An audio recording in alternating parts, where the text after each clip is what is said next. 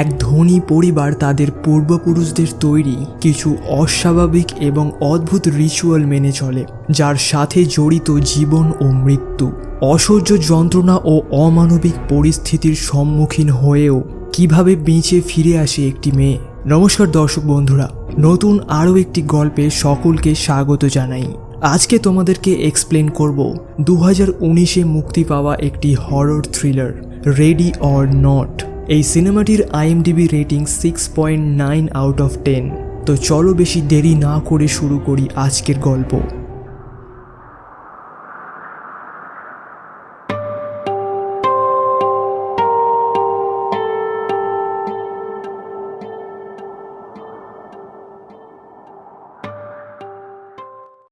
এই সিনেমার কাহিনী শুরু হয় 1989 সালে এক রাতে, যেখানে আমরা এক বিশাল ম্যানশনে ড্যানিয়েল ও অ্যালেক্স নামের দুটি বাচ্চাকে লুকোচুরি খেলতে দেখি। তারা চার্লস নামের একটি লোকের থেকে পালাচ্ছিল। ড্যানিয়েল অ্যালেক্সকে একটা আলমারিতে বন্ধ করে দেয়। তখনই সেই লোকটা ড্যানিয়েলের সামনে চলে আসে, যার পেটে কে যেন তীর মেরেছে। লোকটি ড্যানিয়েলের কাছে সাহায্য চায়, তবে ড্যানিয়েল চিৎকার করে বাকিদের বলে দেয় সে এখানে রয়েছে। তখনই বাকিরা সেখানে চলে আসে, যেখানে আমরা চার্লসের স্ত্রী হেলেনকেও দেখি। তাদের সদ্য বিয়ে হয়েছে। তাদের দেখে মনে হচ্ছিল তারা যেন যে কোনো মূল্যে চার্লসকে হত্যা করতে চায়। তারা চার্লসকে একটা গোপন ঘরে নিয়ে যায়, যেখানে আমরা এই লি ডোমাস পরিবারের নাম প্রথমবার দেখতে পাই। এরপর ঘটনা 30 বছর পর বর্তমানে ফিরে আসে, যেখানে আমরা গ্রেসকে দেখি, যার আজকে বিয়ে, এবং সে বিয়ে করছে সেই লি ডোমাস পরিবারের ছোট ছেলে অ্যালেক্সকে। গ্রেস একটা গরিব পরিবারের মেয়ে, তাই তার মনে সংশয় ছিল যে সে এই পরিবারের অংশ হতে পারবে কিনা। তবে এর সত্ত্বেও সে তার সাথে অ্যালেক্সের বিয়ে নিয়ে এক্সাইটেড ছিল। অ্যালেক্স তাকে অদ্ভুতভাবে জানায় গ্রেস চাইলে এখনই এই বিয়ে থেকে পালিয়ে যেতে পারে। তবে গ্রেস অ্যালেক্সকে ভালোবাসে এবং সে অ্যালেক্সকে বিয়ে করে তাদের লি ডোমাস পরিবারের অংশ হতে চায়। এরপর আমরা সেই লি ডোমাস পরিবারের সদস্যদের দেখি। অ্যালেক্সের দাদা ড্যানিয়েল তাদের বাবা টনি লি ডোমাসের সাথে কথা বলে, যেখানে বোঝা যায় তাদের বাবা গ্রেসকে পছন্দ করে না। ড্যানিয়েলের ওয়াইফ চ্যারিটি তাকে শুধুমাত্র অর্থের জন্য বিয়ে করেছে। এমনকি তাদের আন্টি হেলেন বিকটভাবে গ্রেসের দিকে তাকিয়ে থাকে। শুধুমাত্র অ্যালেক্সের মা বেকি গ্রেসকে পছন্দ করে এবং তার সাথে কথা বলে। এরপর তাদের বিয়ে হয়। সেই রাতে গ্রেস হঠাৎ ঘরের আয়নায় আন্ট হেলেনকে তাদের রুমে দাঁড়িয়ে থাকতে দেখে। তাকে এভাবে দেখে তারা ভয় পেয়ে যায়। আন্ট হেলেন বলে বাকিরা তাদের জন্য অপেক্ষা করছে। অ্যালেক্স তখন গ্রেসকে জানায় তাদের পরিবারে এক অদ্ভুত প্রথা আছে।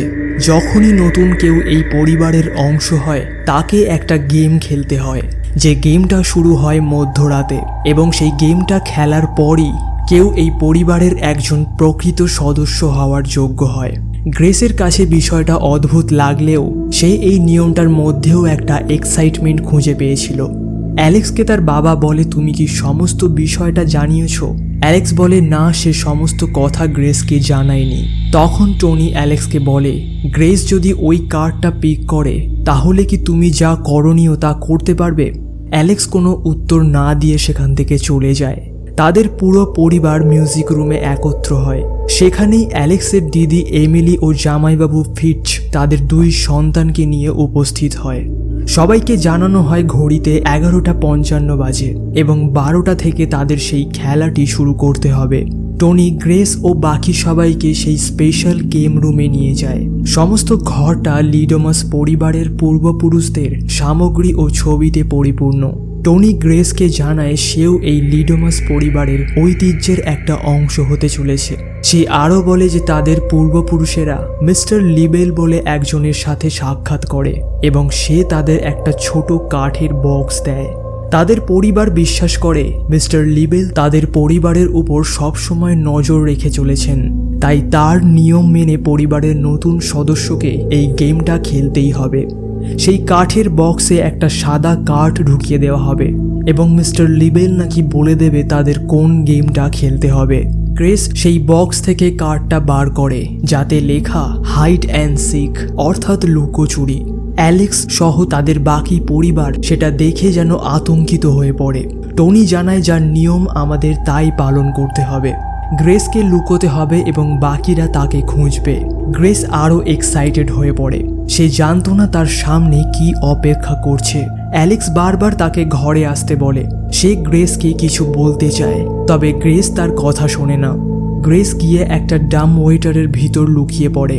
আর তখনই বাকিদের দেখানো হয় তারা সবাই হাতে এক একটা অস্ত্র নিয়ে প্রস্তুত হচ্ছে, যেন তারা গ্রেসকে হত্যা করবে। অ্যালেক্সকে তারা সেই ঘরে বন্দি করে দেয় এবং চ্যারিটিকে বলে পাহারা দিতে। তবে দেখা যায় অ্যালেক্স একটা গোপন দরজা দিয়ে বেরিয়ে যায় গ্রেসকে বাঁচাতে।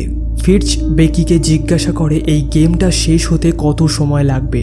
বেকি বলে সে জানে না। এই বাড়িতে আসার পর নাকি সে একবারই এই খেলাটি দেখেছে। গ্রেস একা বসে থাকতে থাকতে বোর হয়ে যাওয়ায় সেখান থেকে বেরিয়ে আসে। আর তখনই অ্যালেক্স তাকে পিছন থেকে টেনে ঘরে নিয়ে আসে।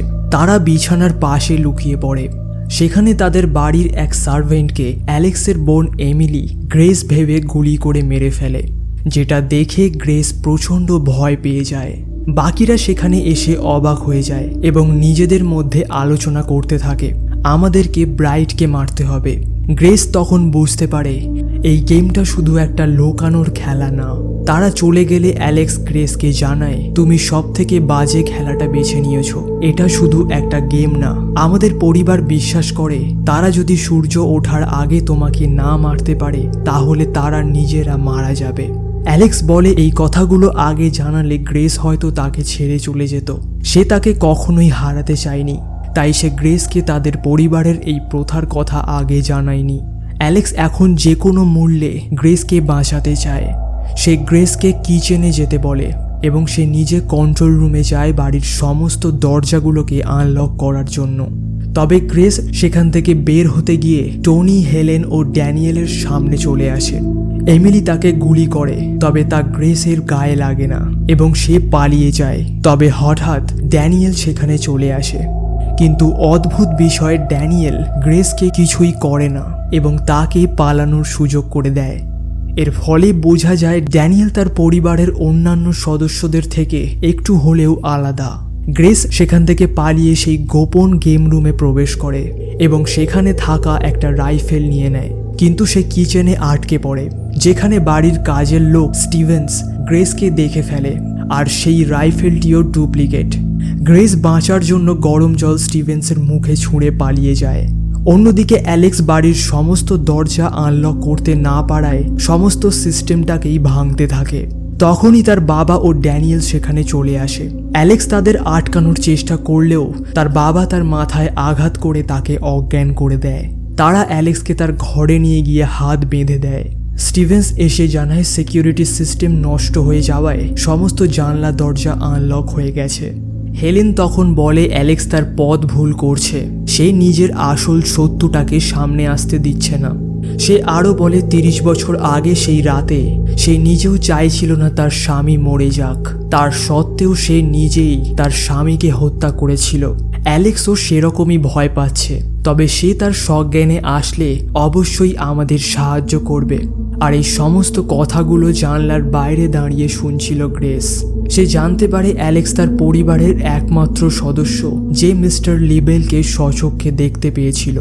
গ্রেস তখন উপর থেকে নিচে ঝাঁপ দেয় এবং পালাতে থাকে।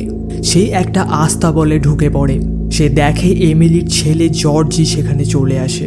গ্রেস তার সাথে কথা বলতে গেলে জর্জি তাকে লক্ষ্য করে গুলি চালায়, যেটা গ্রেসের হাত ভেদ করে চলে যায়। সে জর্জিকে জোরে ঘুষি মারে আর পালাতে গিয়ে একটা গর্তে পড়ে যায়, যেখানে ছিল সমস্ত মৃত পচা গলা পশুদের দেহ, যার অসহ্য দুর্গন্ধে গ্রেস বমি করে ফেলে।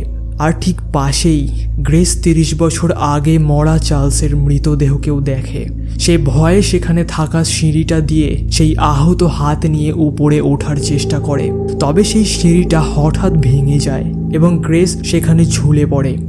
আহত হওয়ার সত্ত্বেও যখন সে তার অন্য হাতটা দিয়ে উপরে ওঠার চেষ্টা করে, তার সেই হাতটা একটা পেরেকের উপর গিয়ে পড়ে। গ্রেস যন্ত্রণায় চিৎকার করতে থাকে এবং নিজের ড্রেস ছিঁড়ে সেই আহত জায়গাটিতে বেঁধে দেয়। চ্যারিটি গ্রেসকে পালাতে দেখে ফেলে এবং স্টিভেন্সকে বলে তার পিছু নিতে। গ্রেস বাড়ির একদম বাইরের রেলিং পর্যন্ত পৌঁছে যায় এবং সাহায্যের জন্য চিৎকার করতে থাকে। সে দূরে একটা গাড়িকে আসতে দেখে এবং যে কোনো মূল্যে সেই লোহার রেলিংয়ের মধ্যে থেকে বার হতে যায়, যার ফলে সেই রেলিংয়ের একটা ধারালো অংশ তার পিঠে ঢুকে যায়। সে কোনো সাহায্য পায় না এবং জঙ্গলের মধ্যে দিয়ে পালাতে থাকে। স্টিভেন্স একটা গাড়ি নিয়ে গ্রেসকে খুঁজতে বের হয়। অন্যদিকে মৃত শরীরগুলো সেই আস্তাবলে ফেলতে গিয়ে ড্যানিয়েল ও এমিলি জর্জিকে সেখানে পড়ে থাকতে দেখে। জর্জি জানায় সে গ্রেসকে গুলি করতে এখানে এসেছিল। আর এদিকে স্টিভেন্স গ্রেসকে ধরে ফেলে। সে গ্রেসকে ঘুমের ওষুধ দিয়ে অজ্ঞান করে দেয়। তবে ফেরার পথে গ্রেসের জ্ঞান ফিরে আসে এবং সে স্টিভেন্সের মাথায় আঘাত করে, যার ফলে তাদের গাড়িটা উল্টে যায়। টনি ও ড্যানিয়েল এসে সেখান থেকে গ্রেসকে উদ্ধার করে নিয়ে যায় এবং গ্রেসকে আহুতিস্বরূপ মিস্টার লিবেলকে উৎসর্গ করে দেওয়া হয়। গ্রেসের জ্ঞান ফিরলে সে দেখে তাকে বেঁধে রাখা হয়েছে এবং টনি কি এক মন্ত্র পাঠ করছে। তারা সবাই একে একে কি একটা পান করতে থাকে সেই ভয়ঙ্কর প্রথাকে পালন করার জন্য। তবে ড্যানিয়েল তা পান করে না। টনি শয়তানের নাম নিয়ে গ্রেসের বুকে ছুরি বসাতেই যাবে, তারা সবাই একে একে রক্তবমি করতে শুরু করে। ড্যানিয়েল সেই পানীয়তে বিষ মিশিয়ে দিয়েছিল। সে গ্রেসকে পালাতে সাহায্য করে, কিন্তু তার স্ত্রী চ্যারিটি সেখানে চলে আসে এবং গুলি চালায়, যেটা গিয়ে লাগে ড্যানিয়েলের গলায়। গ্রেস ড্যানিয়েলকে বাঁচাতে চাইলেও ড্যানিয়েল তাকে চলে যেতে বলে। তখনই অ্যালেক্স তার হ্যান্ডকাফ খুলে বেরিয়ে আসে এবং দেখে ড্যানিয়েল তার নিজের ভাই তার সামনে মরে যায়।